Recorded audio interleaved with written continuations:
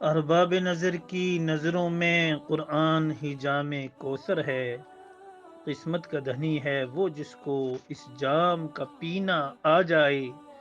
قرآن کی صدا اگر اٹھنے لگے صحرا و بیاباں کے دل سے، پیشانی حق تابندہ ہو باطل کو پسینہ آ جائے۔ قرآن مبین کی حرمت پر خوش بخت جو قرباں ہو جائے، قرآن مبین کی حرمت پر خوش بخت جو قرباں ہو جائے، جنت میں اسے لے جانے کو افلاق سے زینہ آ جائے۔ قرآن مبین کی حرمت پر خوش بخت جو قرباں ہو جائے، جنت میں اسے لے جانے کو افلاق سے زینہ آ جائے۔ بسم اللہ الرحمن الرحیم۔ عزیز طلبہ اور میرے ساتھیوں، ہونا تو یہ چاہیے تھا کہ اظہار اور اخفاء کے بعد ادغام کا بیان آئے، کیونکہ نون ساکن کے 4 حال میں سے 2 حال ابھی باقی ہیں، لیکن نورانی قاعدے کی ترتیب یہ ہے کہ اخفاء کے بعد یہ قلقلہ کا بیان لائے ہیں، اس لیے ہم اسی ترتیب سے سبق پڑھیں گے انشاءاللہ۔ اب قلقلہ کے بارے میں کچھ مختصر باتیں آپ سمجھ لیں، اور اس کے بعد پھر طلبہ کو پڑھانا انشاءاللہ آسان ہو جائے گا۔ پہلی بات تو یہ ہے کہ صفت قلقلہ کی تعریف آپ سنیں کہ قلقلہ کے لغوی معنی حرکت، اضطراب، پریشانی۔ حرکت، اضطراب، پریشانی، اور مطلب ان صفات کا یہ ہے کہ ان حروف کو ادا کرتے وقت الصاق محکم، یعنی زبان اپنے مخرج میں مضبوطی سے مل جاتی ہے، پھر حالت سکون میں اچانک علیحدہ ہونے کی وجہ سے ان کے مخرج میں ایک قسم کی جنبش پیدا ہوتی ہے، جس کی وجہ سے لوٹتی ہوئی آواز سنائی دیتی ہے، اس کو قلقلہ کہتے ہیں۔ اس کے 5 حروف ہیں قطب جدی۔ سمجھ میں آگی بات؟ قاعدے میں اس کا قاعدہ اس طرح لکھا گیا ہے کہ حروف قلقلہ 5 ہیں، قاف، طا، با، جیم، دال، جن کا مجموعہ قطب جدین ہے۔ جب ان پر جزم ہو تو ان کو پڑھتے وقت ان کے مخرج ٹکر کھا کر الگ ہو جاتے ہیں، ان کے علاوہ کسی جزم والے حرف میں قلقلہ نہ ہوگا۔ یہ آسان اس کا قاعدہ ہے۔ اب اس میں کچھ اختلافات ہیں اور کچھ باریکی کی باتیں ہیں، وہ میں کوشش کروں گا کہ آپ کی سمجھ میں آ جائیں، اس لیے کہ آپ نے پڑھانے بیٹھنا ہے، آپ کو سمجھنا ہے۔ اصل میں قلقلہ میں نے بتا دیا، قلقلہ کا معنی ہے پریشانی اور اضطراب۔ حروف مقلقل کے بارے میں ایک اختلاف یہ ہے کہ بعض قراء نے کہا ہے کہ قلقلہ کا صرف ایک حرف ہے، وہ ہے قاف، اور بعض قراء نے کہا ہے نہیں، قلقلہ کے 5 حروف ہیں۔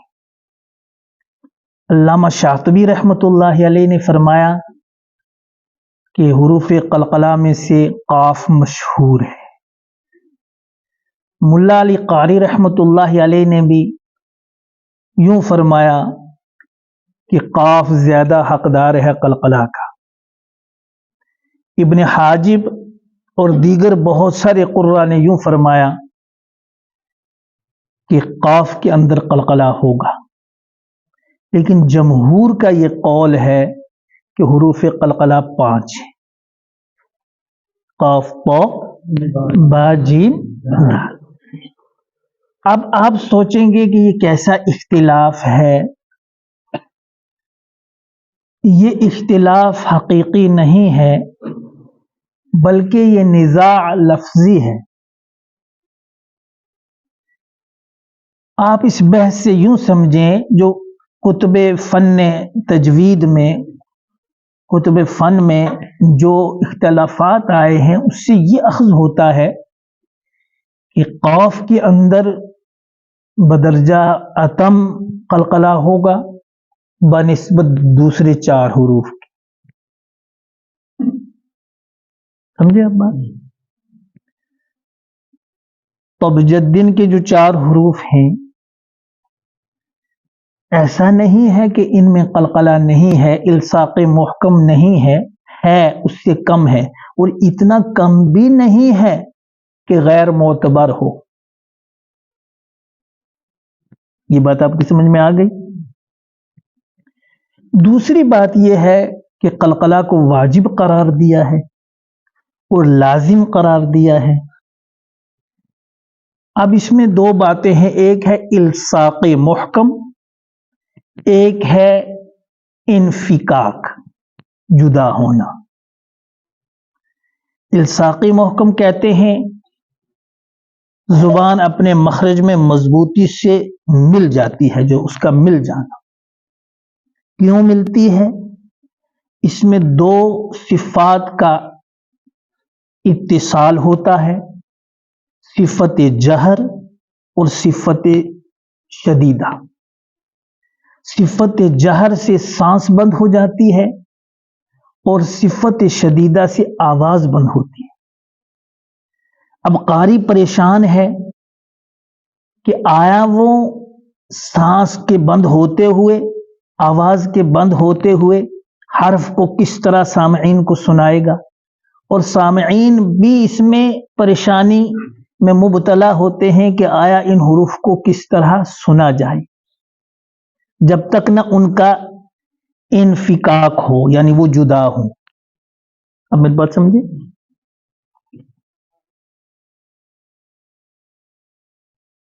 انفکاک کاف اور تا میں بھی ہے،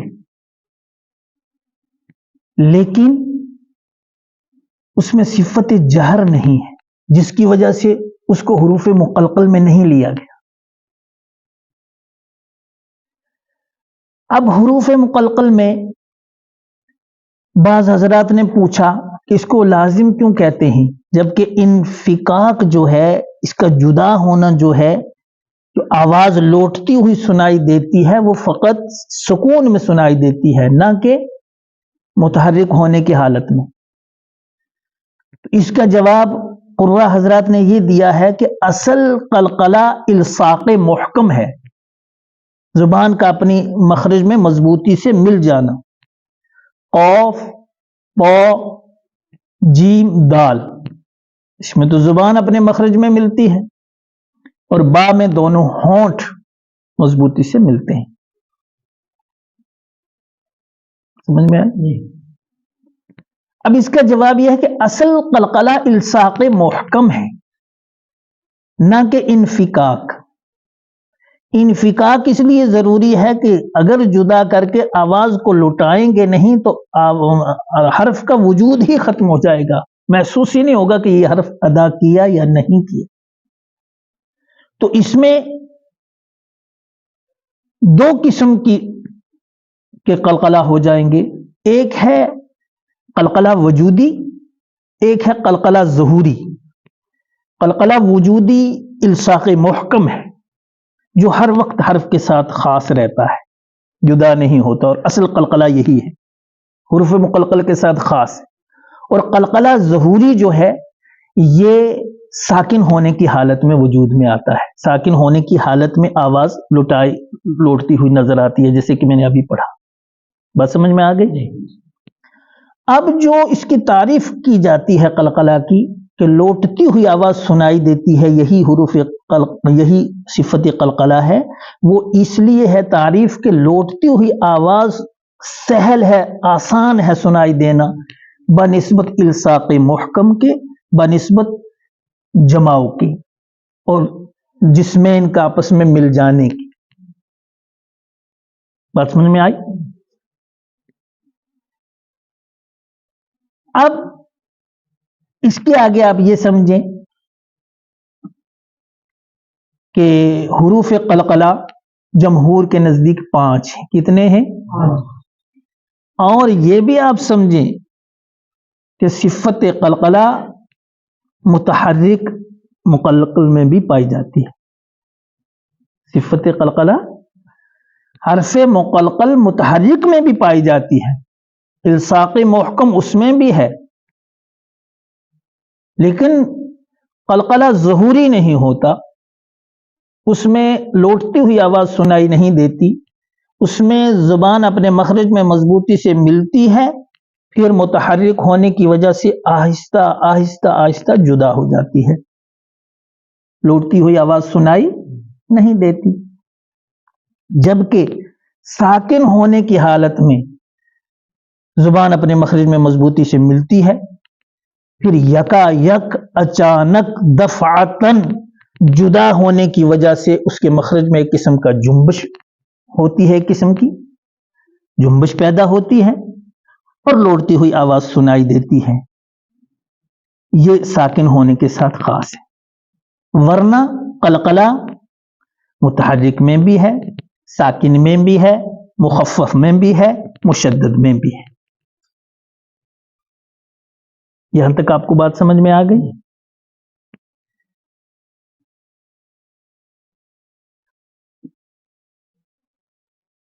اب ساکن میں لوٹتی ہوئی آواز سنائی دیتی ہے۔ ساکن کی بھی دو قسمیں ہیں۔ کتنی قسمیں ہیں؟ ایک ہے ساکن وصلی، ایک ہے ساکن وقفی۔ اب آپ کہیں گے ساکن وصلی کون سا ہے؟ کلمے کے بیچ میں اگر حروف مقلقل ساکن ہے تو وہ ساکن وصلی ہے، لیکن جہاں ہم وقف کر رہے ہیں، آیت کر رہے ہیں، وہاں اگر حروف مقلقل ہے تو وہ ساکن وقفی ہے۔ بات سمجھ میں آ گئی؟ ساکن وقفی کی بھی دو قسمیں ہیں، ایک ہے مخفف، ایک ہے مشدد، اور اس کے قرہ حضرات نے درجات قائم فرمائے ہیں۔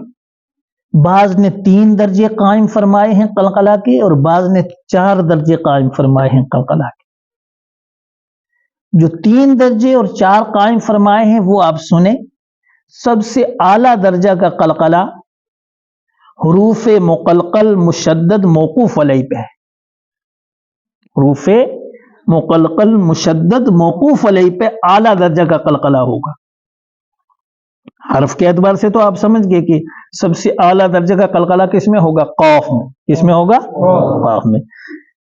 لیکن اب حالات کے اعتبار سے سب سے اعلیٰ درجہ کا قلقلہ حرف مقلقل ہے، 5 حروف میں سے کوئی حرف ہے اور مشدد ہے، اور اس مشدد پہ ہم وقف کر رہے ہیں، یعنی موقوف علیہ ہے، وہ یہ اعلیٰ درجہ کا قلقلہ ہے۔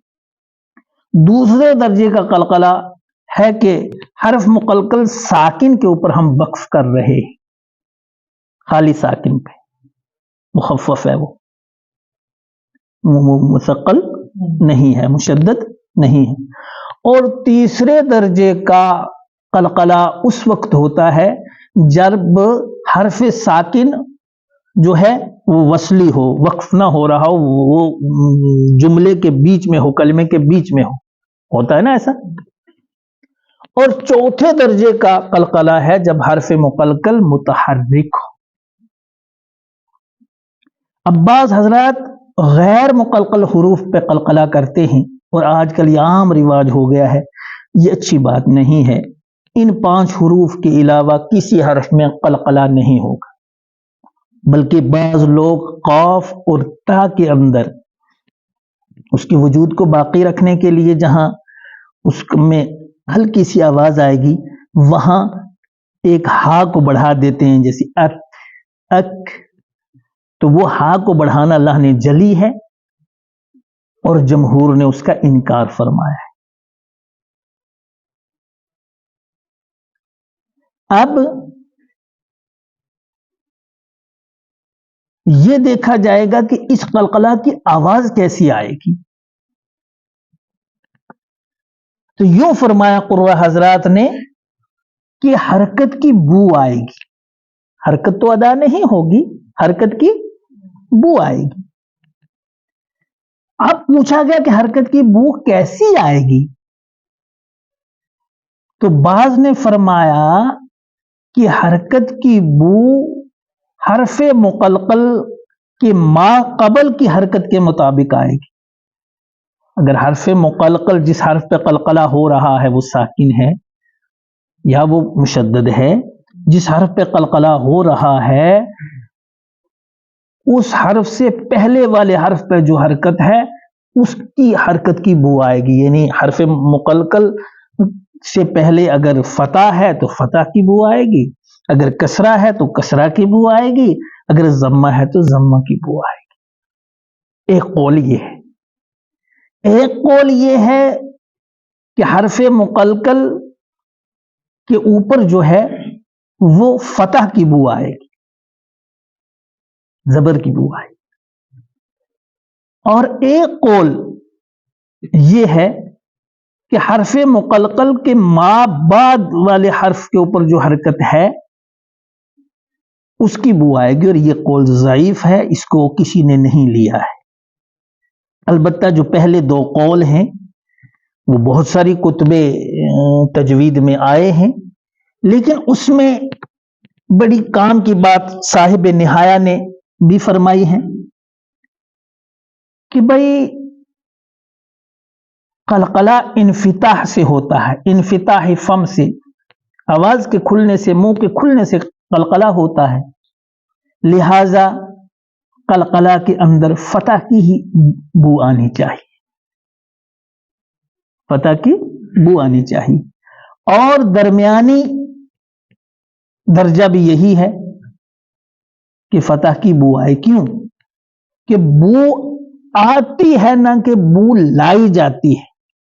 اگر ہم ضمہ کی بو لائیں گے، کسرہ کی بو لائیں گے تو پھر اس کا مطلب ہے ہم حرکت کو وجود میں لا رہے ہیں. حرکت کو وجود میں نہیں لانا ہے، بلکہ وہ ایک بو آئے گی کہ جس طرح یوں سمجھو کہ قاری زبر کی طرح کی آواز نکال رہا ہے. تو اکثر قراء حضرات نے یہی فرمایا کہ فتح کی بو آئے گی. فتح تو ادا نہیں ہوگا، زبر تو ادا نہیں کرنا، لیکن حرکت کی فتح کی ہلکی سی بو آئے گی. یہاں تک آپ سمجھ گئے قلقلہ کو؟ اب عزیزو اس کے بعد آپ نے یہ بات سمجھنی ہے کہ قلقلہ جو ہے بعض قراء نے یوں فرمایا ہے کہ حروف مقلقل کو زور سے ادا کیا جائے، صاف اور واضح ادا کیا جائے، لیکن ایسا بھی ادا نہ کیا جائے کہ قلقلہ کے اندر ہا کی آواز پیدا ہو جائے. جیسے بعض لوگ پڑھتے ہیں اب، تو ایک ہا وجود میں آ گئی، تو کسی حرف کو گھٹانا یا بڑھانا کیا ہے؟ رہنے جلی ہے.